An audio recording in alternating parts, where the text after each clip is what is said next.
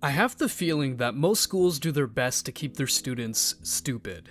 Truth comes from authority. Intelligence is the ability to remember and repeat, and those who do not conform will be punished. Nearly nobody teaches students critical thinking, maybe because if your students are stupid, they're not going to challenge you. However, being educated, articulate, and a critical thinker is an essential skill for flourishing in life. But, like with all valuable things, it's not so easy. Most people think that thinking is the same as having thoughts, simply being semi-aware of the thoughts the subconscious sends into your mind.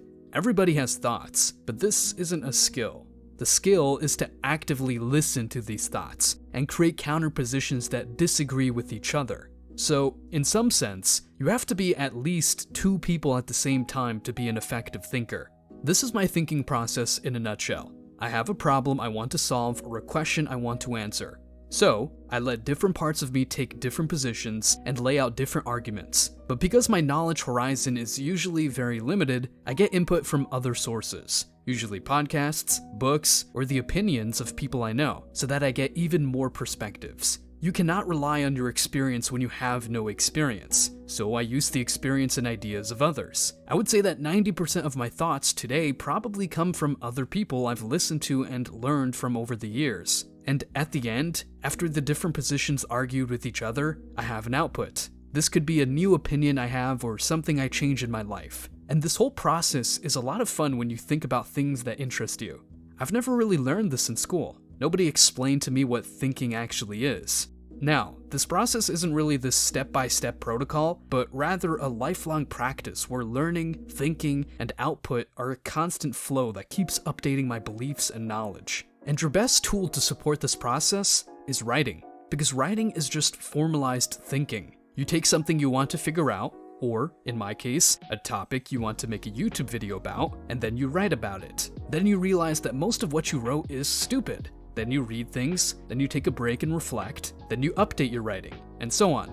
A continuous writing practice can turn you into an intellectual beast. Or, to say it with a little less pathos, it makes you less stupid. And I think the most important thing I've learned in this process is to let your ego go. The purpose of thinking is to let our ideas die instead of us. It is way better to get your dopamine from improving your ideas than from having them validated. Don't be that guy who has to be right all the time. You can simply say, "Oh, you're probably right," and move on with your life.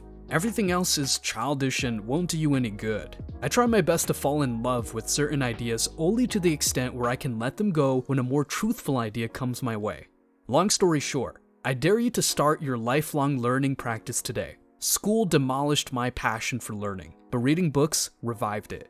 In the bio of this video, you will find 5 books that have all given me mind-blowing moments. All of them are completely different. I encourage you to choose one of the books you find most appealing and just start reading it. And if the rebel inside of you doesn't want to do it, I have a question for you.